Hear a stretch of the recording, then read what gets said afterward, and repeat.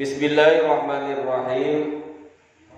Wal maqalatur rabi'atu, dan maqalah yang keempat, an Utsman radhiyallahu an, dari Sayyidina Utsman radhiyallahu an, semoga Allah meridhoinya. Apa kata Sayyidina Utsman? Man tarakad dunya, barang siapa yang meninggalkan dunia, bi an aqalla, dengan cara menyedikitkan, as-sab'a, akan rasa kenyang perut, wal akla, dan makan, wa abghadha, dan rasa benci, wasana'a minan nas, dan mendapatkan pujian dari manusia. Jadi kata Sayyidina Utsman, barang siapa yang meninggalkan dunia, dunia itu apa? Dunia itu segala bentuk kesenangan yang ada di dunia. Di antaranya apa? As-sab'a, kenyang. Rata-rata kan hidup di dunia itu tujuannya untuk isi perut. Rata-rata mindset orang itu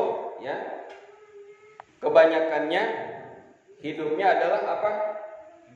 Untuk mengejar isi perut, yaitu untuk kekenyangan perut. Maka barang siapa yang bisa meninggalkan dunia, ai bi an aqalla sab'a, yaitu dengan menyedikitkan rasa kenyang.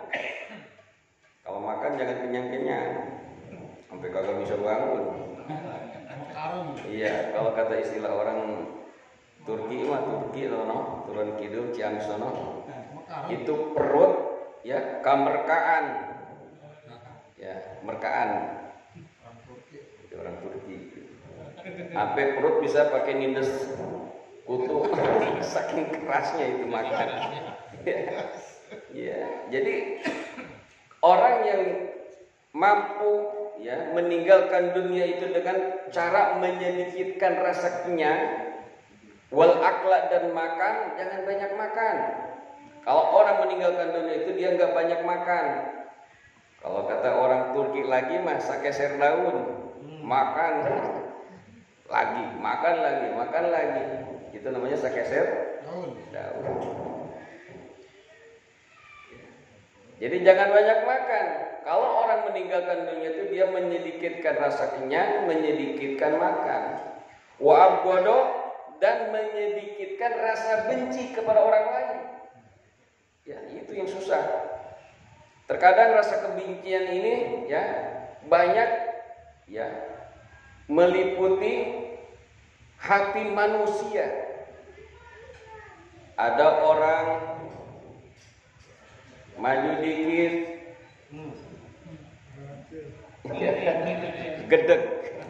gedek kalau orang Betawi gedek, benci, marah. Kadang begitu orang tetangga beli TV baru, kita yang meriang.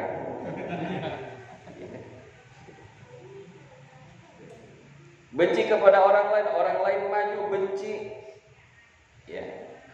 Masalah sepele jadi kebencian, jadi marah, berantem. Bahkan duit 3.000 bisa bunuh orang. Banyak itu. Jadi berita-berita di televisi gara-gara parkiran, duit 3.000 parkiran bunuh orang. Itu jadi kalau orang meninggalkan dunia itu dia menyedikitkan atau menghilangkan rasa kebencian di dalam hatinya kepada orang lain. Kecuali kebencian terhadap apa? Terhadap kemaksiatan kita harus benci, terhadap kekufuran kita harus benci. Maka dikatakan barang siapa yang ridho akan kemaksiatan maka dia maksiat. Barang siapa yang ridho terhadap kekufuran maka dia kufur. Hati-hati. Kalau kita ridho terhadap kezaliman, kita zalim. Jadi ada rasa benci, rasa marah itu yang diperbolehkan. Benci ketika apa? Ketika agama dinistakan. Kemarin si Kasman ngaku aja namanya Muhammad KC, nama aslinya masih Kasman. Iya, lagu-laguan pakai Nabi Muhammad, dipakai nama, tapi ucapannya menghina Nabi Muhammad, emang PA. Benar nggak? Namanya si Kasman itu Pak, bukan Muhammad KC. Itu nama-nama itu cuma buat melecehkan Nabi Muhammad. Lah kalau dia benar-benar cinta dengan memakai nama Nabi Muhammad, ngapain dia melecehkan Nabi Muhammad, menghina Nabi Muhammad, menghina ajarannya, betul nggak? Hati-hati zaman sekarang mah, jangan tergiur, terkecoh dengan nama. Kasman.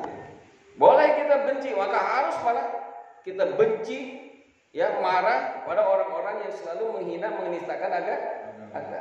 Maka kata Buya Hamka, barang siapa ya yang ketika agamanya dihina, dinistakan, dia tidak benci, maka imannya sudah mati. Maka tidak layak dia pakai pakaian, layaknya pakai apa? Kain kafan. Kata Buya Hamka begitu. Kenapa? Karena hatinya, imannya sudah mati. Jangan sampai ketika Nabi Muhammad dihina, kita ya seolah-olah paling apa? Paling toleran, dikatakan nggak apa-apa, ya kan kita Islam rahmatan lil alamin, nggak usah marah.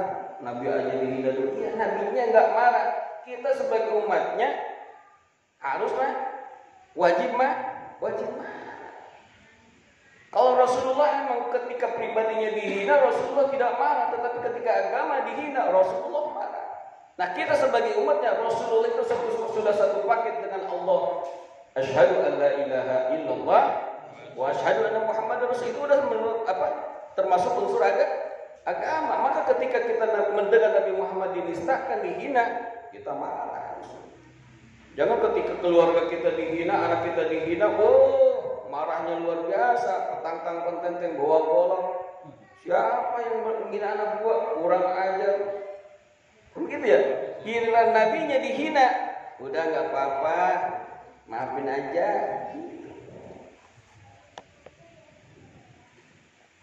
Padahal di dalam surat At-Taubah sudah jelas. Ya. Jadi barang siapa yang lebih cinta kepada hartanya, kepada rumahnya, keluarganya, lebih dia cintai daripada apa? In kana aba'ukum wa abna'ukum wa ashiratukum. Tuh. Wa amwalu ittaratumuha wa tijaratu tahsawna kasadaha ahabba ilaikum. Ya, ahabba ilaihim. Ahabba ilaikum min Allahi wa rasulihi wa jihad fi sabilihi. Fatarabbasu hatta ya'ti Allahu min amrihi. Kalau nggak salah ayatnya begitu di dalam surat Taubah.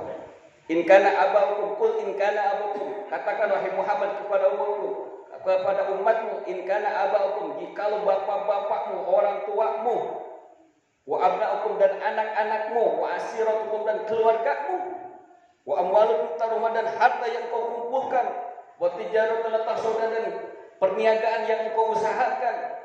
Ya, ahaba ilaikum minallah, lebih engkau cintai, lebih kalian cintai daripada Allah wa Rasul dan Rasulnya, wa jihadin fisabilillah, dan lebih engkau cintai daripada jihad di jalan Allah. Fatarabbasu, maka tunggulah hatta ya'ti Allahu bi amri, sampai Allah menurunkan bencana musibah kepada kamu. Di dalam Al-Qur'an itu gitu, dalam surat Taubah. Kalau nggak salah nanti dicek lagi itu ayat. Jadi jangan sampai bahwa orang tua kita, anak kita, keluarga kita, harta kita, perniagaan kita, bisnis kita lebih kita cintai daripada Allah dan Rasulnya dan juga jihad di jalan Allah, maka turun musibah dari Allah. Kalau kita sudah lebih cinta daripada Allah dan Rasulnya dan jihad fisabilillah, hati kita. Makanya di dalam bab marah itu ada bab godom. Ya ada babnya. Jangan dikata marah tuh nggak boleh, ada yang boleh. Sama halnya ketika bohong. Bohong juga ada yang diperbolehkan, nggak semua bohong dilarang, Pak. Bohong ada yang diperbolehkan, bahkan dapat pahala bohong, Pak. Satu, ketika mendamaikan orang yang lagi berantem, bertengkar. Si A sama si B lagi berantem. Ya, kita caranya bagaimana nih supaya mendamaikan si A sama si B? Kita datang tuh. Ya, ke si A kata si C ke si A, ya. A, kata si B, kangen katanya. Ya kangen pengen ketemu sama lu, orang baik kata dia. Padahal si B nggak ngomong gitu. Ya datang lagi ke Sebe, kata si A, kangen, lu katanya orang baik, kata dia. Akhirnya damai lah ini si A sama si B. Kita bohong kan? Dapat pahala. Jangan sampai kita malah jadi provokator, ngompor-ngompor, ya emang bener si B itu kurang aja, kemarin mau begini-begini. Iya, kalau perlu yuk kita keroyok aja, begitu dia bilang. Ya. Bohong untuk mendamaikan orang, bohong untuk menyenangkan orang lain, seperti menyenangkan istri, ya istri masak, ya kebanyakan garam. Kata bininya, bang gimana masakan? Enak nggak? Wah enak, apalagi kalau garamnya agak dikit lah, jangan banyak-banyak. Kalau kita mah kan jujur banget ya. Kurang aja laki baru pulang kerja kasih makanan asin begini, kagak bisa masak lu. Itu ya kita mah. Kita bohong sama bini kita. Enak neng, enak bener ya Allah. Apalagi kalau dikurangi garamnya besok mah ya. Itu. Benar gak? Atau untuk menyelamatkan orang lain. Ada orang bawa golok nyari-nyari Ustadz Yani. Ustadz Yani di mana? Ustadz Radika mau gua bunuh nih. Nanya sama Heri jangan jujur. No, di sana rumahnya no. Apa perlu diantar? Begitu malah lagi. Udah tahu dia bawa golok mau bunuh Ustadz Yani, ya kan? Diantarin lagi jujur banget. Bohong boleh nggak? Boleh bohong, malah udah bohong. Jangan sampai itu orang membunuh seseorang. Kata dia nggak tahu, saya mah nggak kenal yang namanya Pak Ahmad. Kan Ahmad Yani ya, nggak tahu kan? Gitu. Boleh kita bohong. Maka ya, kita harus ngaji. Kalau nggak ngaji mah ya pasti disangkanya bohong, dosa, nggak apa-apa. Ya, marah juga begitu. Ya, boleh kita marah ketika agama kita dihina, agama kita dinistakan. Termasuk Nabi Muhammad Shallallahu Alaihi Wasallam. Banyak sekarang ini orang-orang yang sok ya menjadi orang yang paling toleran, orang yang menjadi merasa Islam rahmatan lil alamin. Ketika Nabi Muhammad dihina, dia bilang udah maafin aja. Padahal dulu di zaman sahabat Khalid bin Walid, ya, sahabat Khalid bin Walid itu pernah ketika di zaman Khalifah Abu Bakar As-Siddiq setelah wafatnya Rasulullah SAW pernah membunuh seseorang. Hanya karena itu orang ya mengatakan bahwa ceritanya begini. Ketika Nabi Muhammad wafat, ya, ada satu kelompok yang menentang syariat agama, yaitu tentang masalah mengeluarkan zakat. Dia nggak mau mengeluarkan zakat. Dulu gua ngeluarin zakat karena apa? Ada Muhammad, masih ada Muhammad. Sekarang Muhammad udah nggak ada, aku nggak mau ngeluarin zakat. Kata itu kelompok begitu nentang di zaman Khalifah Abu Bakar As-Siddiq. Lalu Abu Bakar As-Siddiq mengutus Khalid bin Walid. Oh, jawara Khalid bin Walid, ahli perang, ya kan, jenderal. Didatangin tuh, ditanya kenapa kamu? Yaitu jawabannya dulu boleh aku mengeluarkan zakat. Ya sekarang udah nggak ada Muhammad, aku nggak mau mengeluarkan zakat.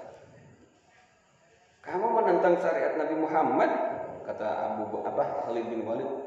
Itu dijawab dengan kata-kata melecehkan Nabi Muhammad. Kata itu kelompok, ya ketuanya mungkin kepala kelompoknya, kepala sukunya, dia bilang Muhammad teman ente. Digituin doang, ngomong gitu ke Khalid bin Walid, ngelecehin.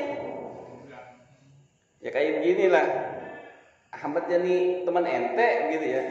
Itu kalau orang udah cinta kan merasa terhina, merasa tersinggung. Ini ya itu orang diajak balik lagi kepada syariat Nabi Muhammad, malah jawabnya Muhammad teman ente. Digituin Khalid bin Walid, langsung dia keluarkan apa? Pedangnya, langsung ditembak, dibunuh sama Khalid bin Walid. Lalu berita ini tersebar, ya. Berita ini sampailah kepada Khalifah Abu Bakar As-Siddiq. Maka disidanglah Khalid bin Walid, kenapa kamu membunuh itu orang Islam? Kata Abu Bakar, wahai Khalifah, ya, dia aku bunuh karena begini. Karena dia sudah melecehkan Nabi Muhammad SAW dan mengatakan Muhammad teman kamu. Kata Abu Bakar apa? Wahai Khalid bin Walid, andai kata dia ngomong seperti itu di hadapanku, aku akan melakukan seperti apa yang kau lakukan. Kata Abu Bakar. Abu Bakar paling bijaksana. Tapi ketika mendengar begitu, dia mengatakan seperti itu. Andai kata dia mengucapkan di hadapanku seperti itu, aku pun akan melakukan apa yang kau lakukan, hai Khalid bin Walid. Nah, kalau di kita makan ya nggak seperti itu. Cukup dia tangkap, hukum sesuai dengan hukuman yang ada di Indonesia. Ya. Gitu.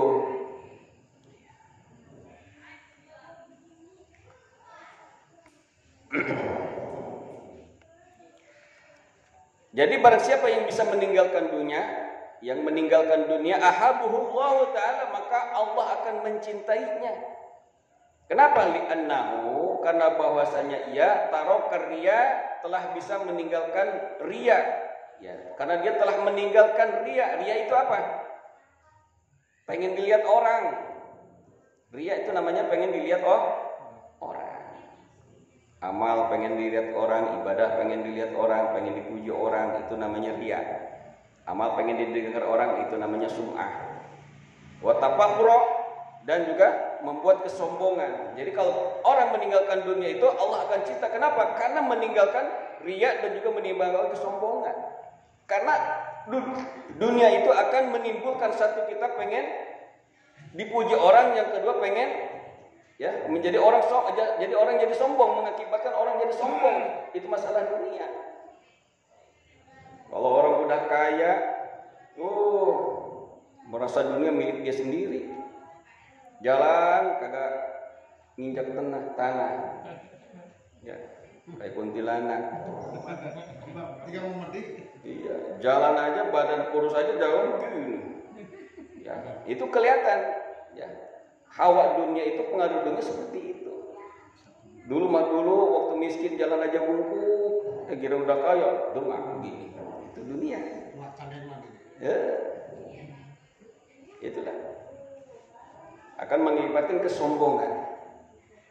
Wa man taraka dzunuba, dan barang siapa yang meninggalkan perbuatan dosa, ahabuhul malaikatu, maka akan mencintainya para malaikat. Jadi kalau orang bisa meninggalkan perbuatan dosa, perbuatan maksiat, itu akan dicintai oleh para malaikat. Li'anahu, karena sesungguhnya la yud'ibu, sesungguhnya ia tidak menyusahkan, la yud'ibu, tidak menyusahkan al-katabata, kepada malaikat yang akan menulis amal, alladzina yaktubuna sayyi'ah, kepada orang-orang, yaitu orang-orang atau malaikat yang menuliskan amal-amal kebaikan. Apa amal-amal kejahatannya, sayyi'at kejahatannya. Jadi kenapa malaikat senang? Karena malaikat nggak usah capek-capek nulisin dosa-dosa manusia. Begitu. Jadi barang siapa yang meninggalkan dosa-dosa itu akan dicintai oleh malaikat. Kenapa? Karena malaikat senang. Kagak usah nulis lagi dosa-dosa. Udah santai malaikat, ya kan?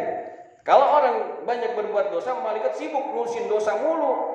Maka kalau orang meninggalkan dosa, malaikat senang. Kenapa? Karena malaikat nggak nulisin dosa lagi. Gitu. Wa man hasamat toma'a, dan barang siapa yang bisa memutuskan sifat toma itu serakah, maka disebut toma itu, sifat yang dilarang, sifat yang sangat dilarang. Kenapa? Karena toma itu berharap kepada manusia. Toma itu kayak apa? Kayak monyet. Orang toma itu kayak monyet. Lihat monyet, dilemparin makanan, tangkap. Lemparin lagi, tangkap lagi tangan. Dilempar lagi, kakinya yang nangkap. Dilempar lagi, kaki kirinya yang nangkap. Dilempar lagi, giginya digigit sama dia. Monyet. Maka kalau orang toma itu kayak monyet. Serakah, maka disebut toma. Maka dalam hurufnya aja udah kelihatan. Gendut bolong. Mim bolong. Ain apa? Mangap, perutnya gede. Maka toma itu orang serakah tuh begitu tuh. Dalam huruf bahasa Arabnya aja, tulisan Arabnya toma. Gendut bolong. Mim bolong. Ain mangap, perut gede, ya kan? Itu pas bener kan? Ai qata'ahu, yakni memutuskan sifat serakah, sifat toma anhum, ya, dari muslimin. Ahabahul muslimuna, maka akan mencintainya orang-orang Islam. Jadi kalau orang bisa menahan, apalagi bisa memutuskan sifat toma dari orang Islam, maka akan dicintai orang Islam.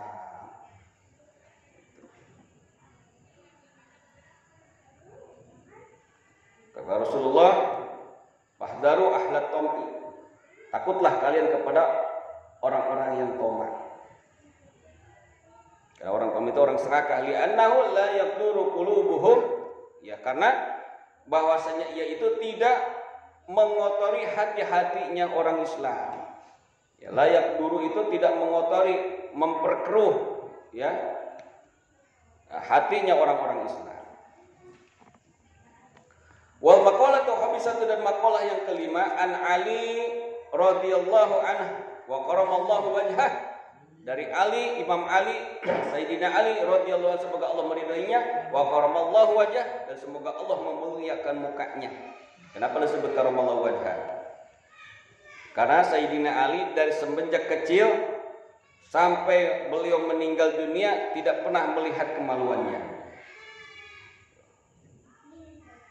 Oh, kita mah apalagi dulu waktu kecil mandi di kali, main akur-akuran sama teman. Apa main banding-bandingan ya? Iya, diukur-ukurin itu. Gedean lu, gedean punya lu gitu. Dulu tuh waktu kecil di kali begitu dulu. Kita mau boro-boro dapat julukan karamallahu wajah. Kenapa? Masya Allah.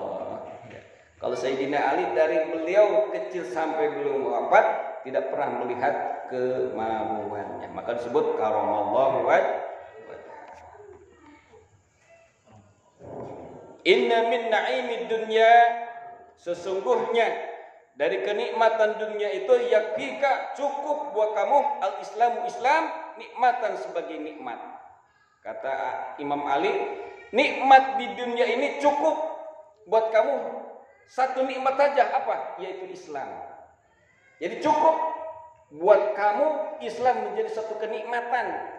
Kita alhamdulillah kagak minta sama Allah kita dilahirkan dalam keadaan muslim, dari orang tua muslim, maka itu adalah suatu kenikmatan, Pak. Nikmat. Suatu kenikmatan yang mana kita dilahirkan dalam keadaan Islam.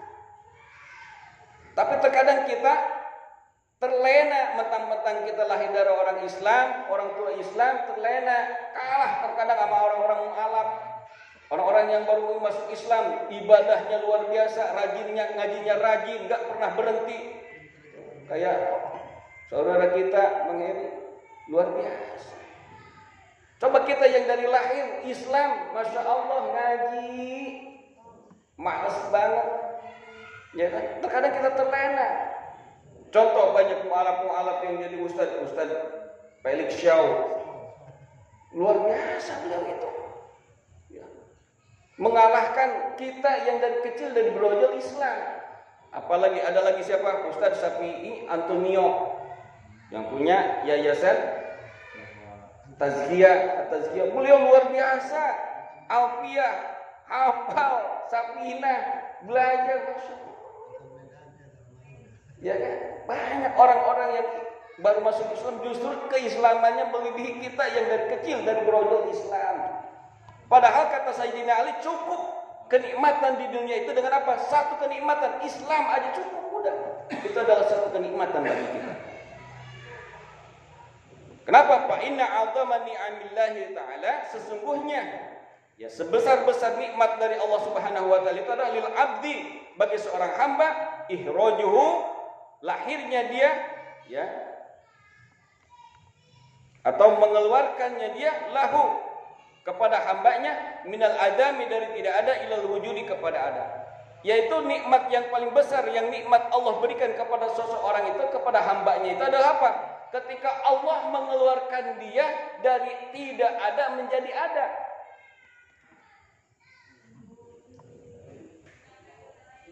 Heri tahun berapa lahir?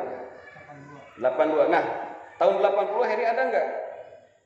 Belum ada. Nah, itulah Ya, Allah lahirkan, Allah keluarkan, ya. Ketika kita dari tidak ada menjadi, karena kita adalah makhluk Allah. Makhluk Allah adalah bersifat dari tidak ada menjadi ada. Beda dengan Allah. Allah itu ada, ya. Sebelum yang lain ada, itu adalah Allah. Maka Allah disebut mempunyai sifat kidam. Kidam itu apa? Terdahulu. Kenapa? Terdahulunya Allah, tidak ada yang mendahuluinya. Maka Allah itu terdahulu. Kalau kita adanya kita didahului dengan ketidakadaannya kita. Tuh, belajar tauhid begitu tuh. Sifat 20 tuh. Saya dulu diajarinya begitu. Adanya kita ini didahului dengan ketidakadaan kita. Kita belum lahir, nggak ada kita. Ya, kita orang tua kita, ibu bapak kita belum nikah, belum ada kita. Nah, itu adanya kita didahului dengan ketidakadaan kita. Tapi Allah, adanya Allah tidak didahului dengan ketidakadaan. Kenapa? Karena Allah ada sebelum yang lain ada. Maka disebutnya sifat kidam terdahulu.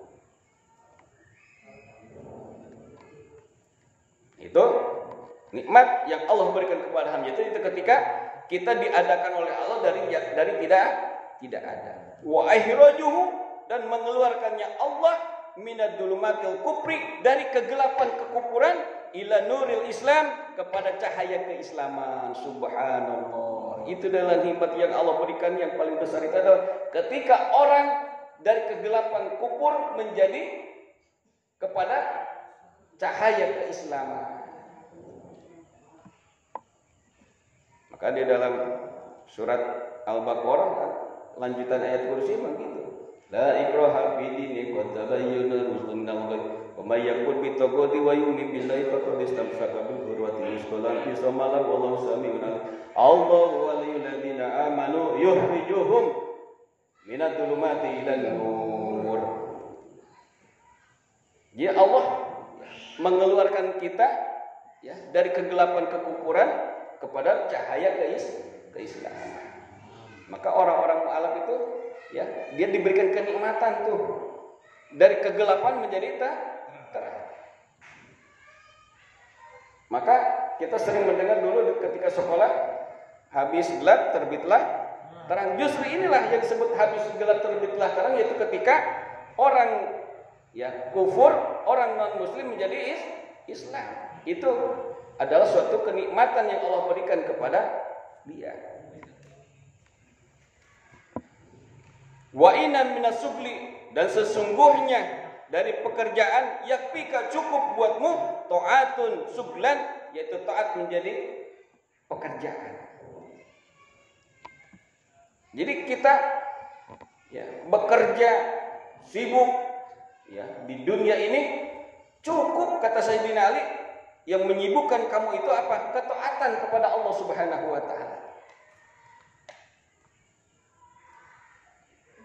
Ta'atullah taala, maka taat kepada Allah Subhanahu wa taala, a'dhamul istighali, adalah yang paling besar kesibukan.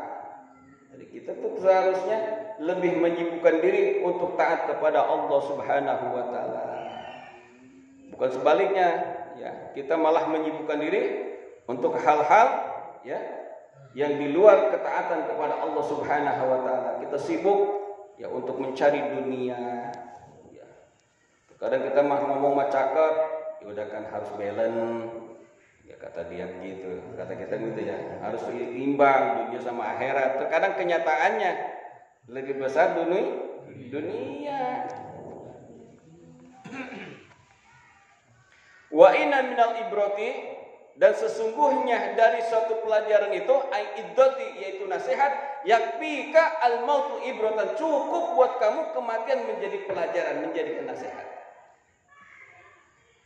Jadi bagi kita itu nggak usah kita, ya, jauh-jauh minta nasihat.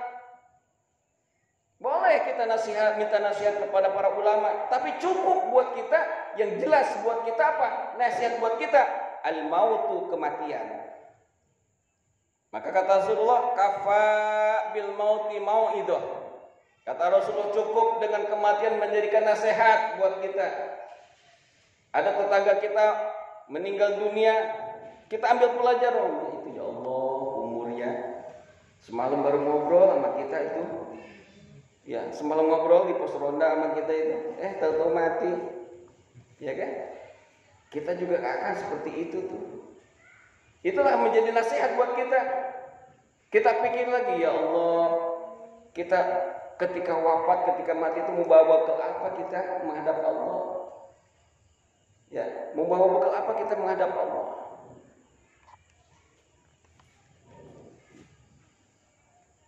Fa innal mauta, karena sesungguhnya kematian itu akbarul mawaidi linnas, yaitu sebesar-besarnya nasihat bagi manusia. Tuh, jadi maut itu, kematian itu adalah sebesar-besarnya nasihat bagi kita.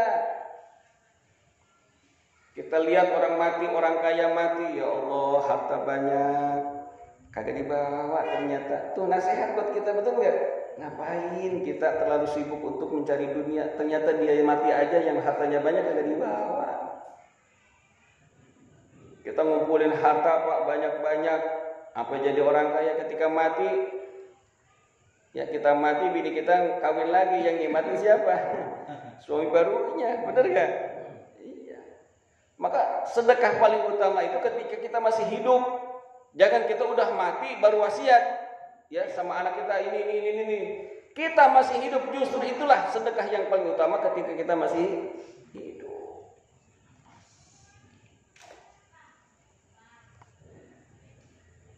Wal maqalatu sadisatu, dan maqalah yang keenam, an Abdullah bin Mas'ud, dari Abdullah bin Mas'ud, itu yang sering kita sebut Ibnu Mas'ud.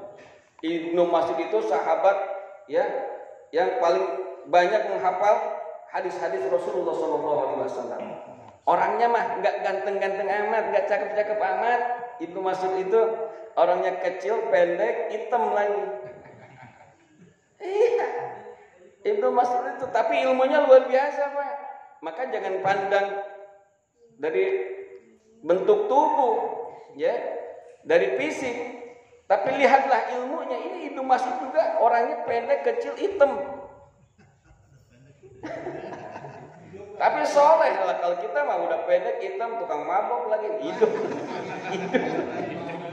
Jadi Ibnu Mas'ud itu orangnya kecil, hitam, pendek.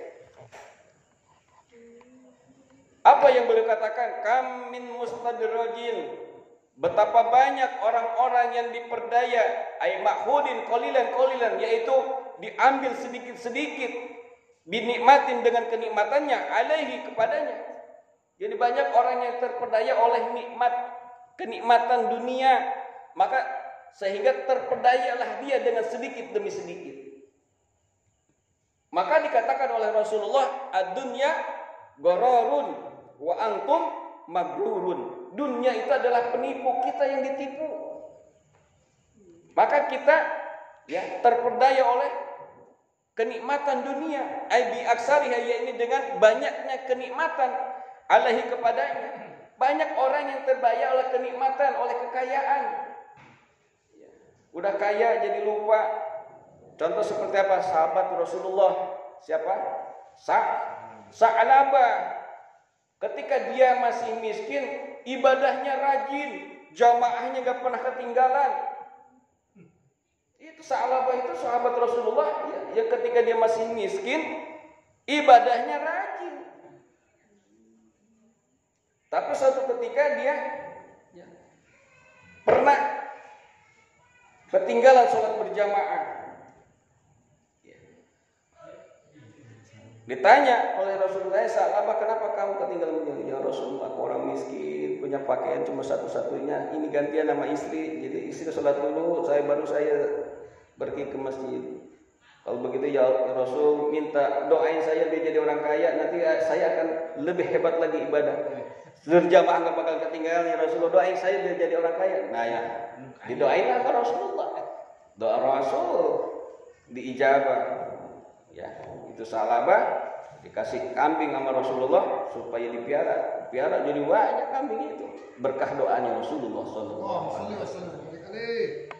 Maka ketika sudah kaya, ini Sa'labah pertama masih rajin berjamaah. Lama kelamaan mulai ketinggalan satu waktu sholat. Rasulullah nyariin salawat kemana? Ya, sibuk. Makin lama ketinggalan dua waktu sholat. Lama-lama 5 waktu sholat nggak pernah kelihatan itu salawat. Ya. Kenapa? Saking sibuknya ngurusin kambingnya, udah kaya, ribuan kambingnya, udah gak keurus sama dia. Ya sibuk ngurusin kambing dia. Maka diutuslah ya sahabat yang 4 untuk meminta zakatnya. Ini Salabah menolak. Dia bilang, ngapain ngeluarin zakat ini? Kambing gua yang miara, ya kan? Hasil usaha gua, ngapain pakai dijakatin? Gak mau. Gitu dia bilang, nolak zakat. Akhirnya ya ulah perbuatannya itu Salabah, celakalah dia. Maka banyak orang yang terpedaya oleh kenikmatan dunia. Contoh banyak.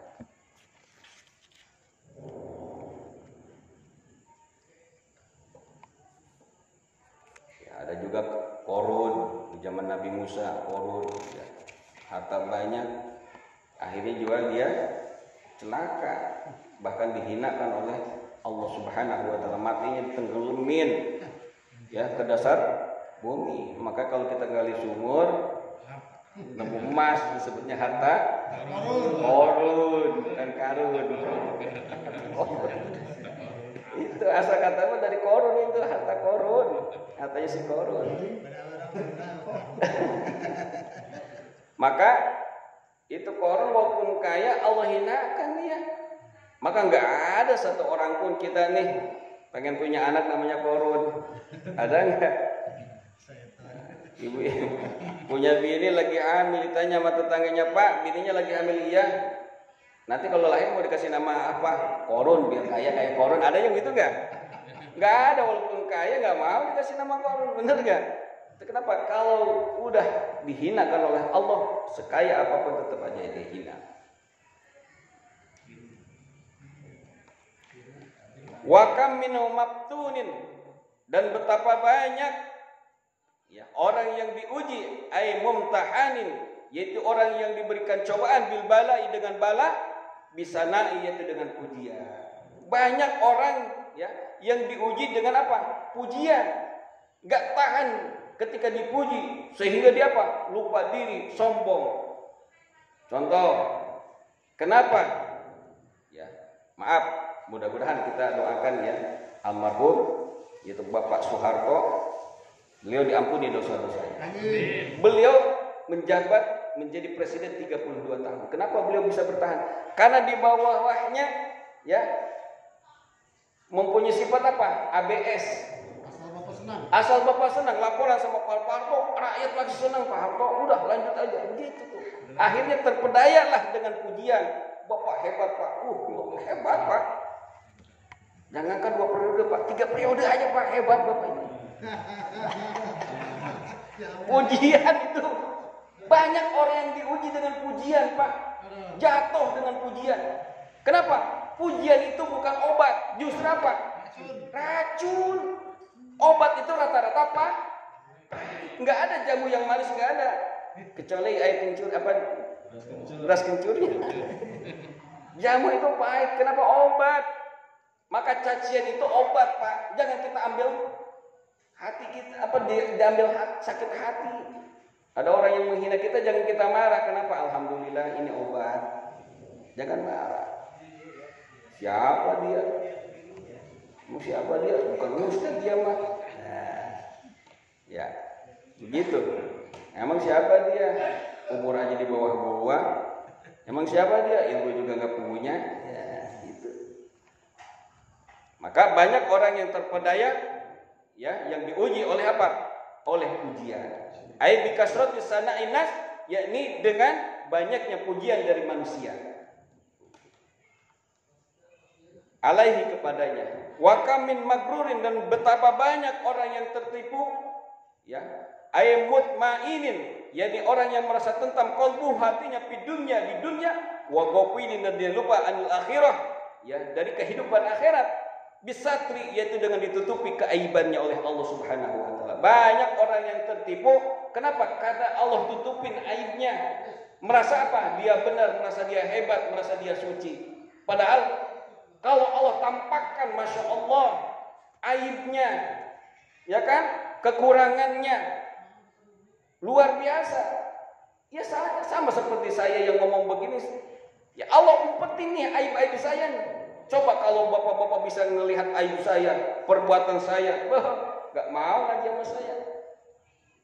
Kenapa? Allah umpetin tuh. Sehingga banyak orang yang terlena, tertipu oleh apa? Oleh ya, ditutupinya dosa-dosa oleh Allah Subhanahu wa taala, ditutupinya aib-aib oleh Allah Subhanahu wa taala. Maka ya, kita pun ya enggak boleh mengumbar-umbar aib kita. Bahkan pernah di zaman Rasulullah pun, Rasulullah pura-pura enggak dengar. Ada orang sahabat nyeritain dosa-dosanya sama Rasulullah, pura-pura enggak dengar. Kenapa? Karena Rasul enggak mau mendengarkan aib-aib dia. Apalagi aib orang lain yang kita ceritakan, aib sendiri aja kita jangan. Udah, kenapa? Allah udah sayang kita, Allah tutupin aib kita. Kecuali kalau kita ditangkap, diinterogasi polisi, ya kan? Lu nyolong ya, kata polisi. Kagak. Udah diinjek kakinya. Lu nyolong ya? Iya, saya nyolong gitu. Itu udah beda lagi ya. Allah tutupi aib-aib kita. Maka banyak orang yang terpedaya ketika kita ditutupi aib kita, masya Allah. Allah sayang sama kita, Allah tutupin aib kita. Tetapi kita banyak terlena akibat ditutupi aib-aib kita. Sehingga apa? Sehingga kita merasa senang hati kita dengan masalah dunia, tenang di dunia ini. Ya, wa ghafilin anil akhirah, dan kita lupa terhadap akhirat. Aib bisatrillahi uyubahu, yaitu dengan ditutupinya oleh Allah keaiban-aibannya. Ya. Alaihi kepadanya. Wal maqalatu sabiyatu, dan maqalah yang ketujuh, an Daud an-Nabi alaihi salam, yaitu dari Nabi Daud, an-Nabi yang menjadi Nabi alaihi salam. Qala, ya, Nabi Daud berkata, uhiya fi Jaburi, telah diwahyukan di dalam kitab Jabur, wa huwa kitabun, yaitu kitab Jabur itu yaitu satu kitab Unjila yang diturunkan alaihi kepada Nabi Daud.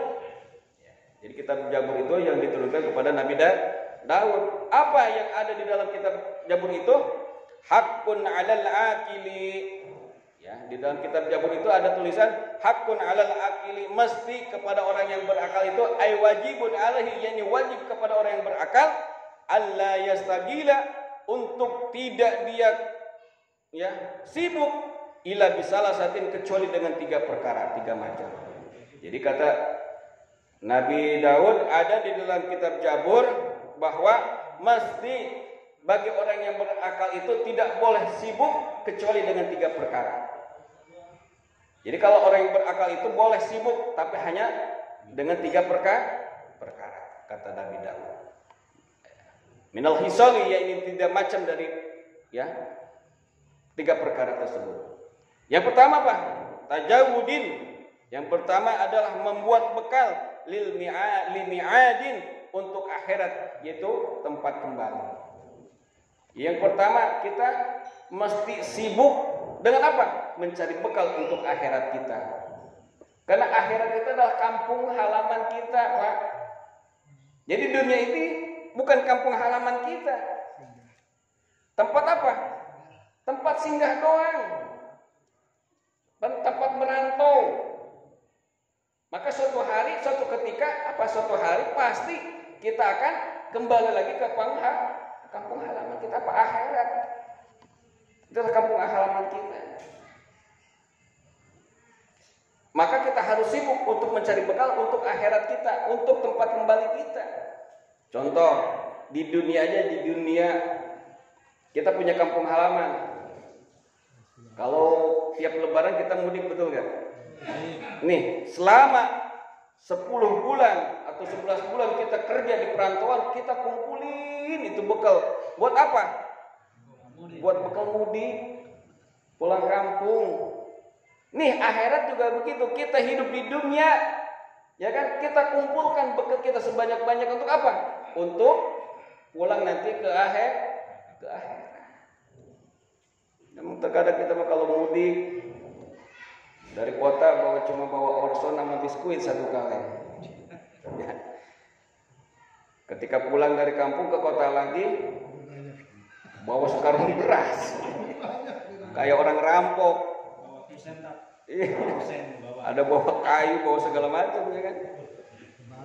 Iya, kalau kita mau mudik ke kampung bawa biskuit sama orson satu doang, bilang dari kampung ke Jakarta balik lagi, masya Allah, apa aja dibawa dari kampung. Mak ini saya bawanya mak, ya udah bawa, namanya emak sama anak, ya udah bawa, tolong bawa. Iya kan, apa aja dibawa. Masya Allah.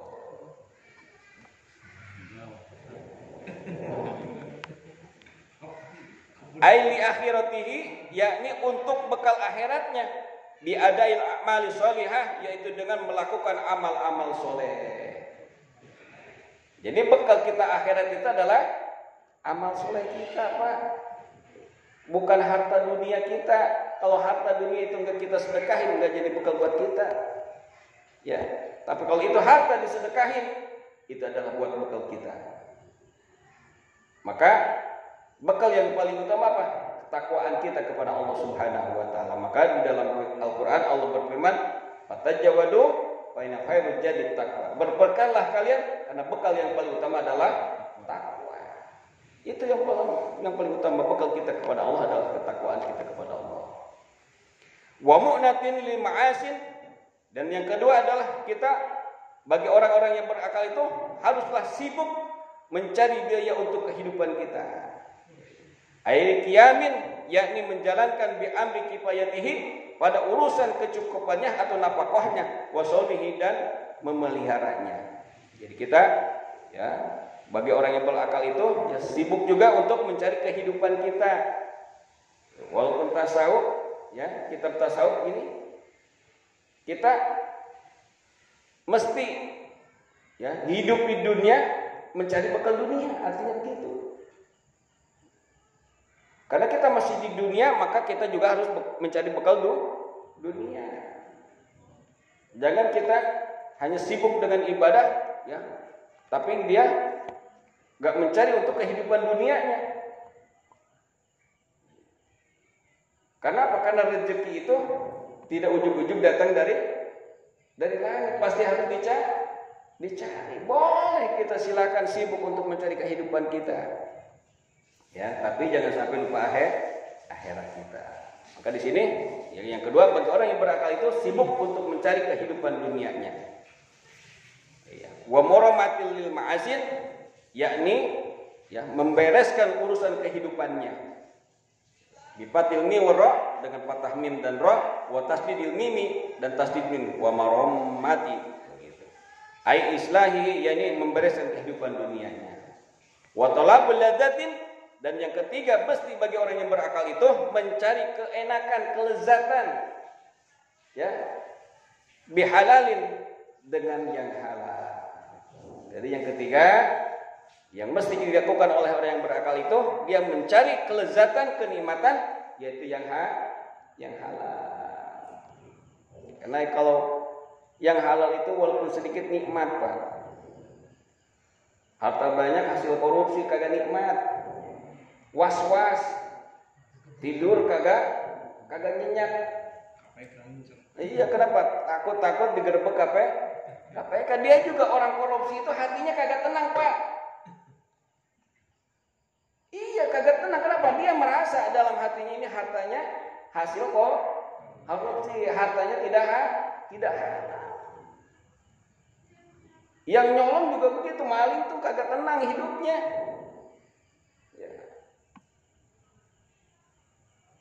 Ada hansip lewat aja, padahal hansip lewat doang, ngetok ini kentongan, udah deg-degan dia, benar nggak? Itu jadi carilah kelezatan, kenikmatan, yaitu dengan perkara yang halal. Wallahu a'lam bishawab. Rabbi zidna ilma warzuqna fahma. Mudah-mudahan kita semua ya diberikan rezeki yang halal, yang barokah oleh Allah Subhanahu wa taala untuk bekal kita ibadah kepada Allah Subhanahu wa taala. Insyaallah minggu yang akan datang. Semoga kita panjang umur, sehat walafiat, bisa bertemu kembali ya untuk ya mengkaji kitab Sahihul Bukhari ini.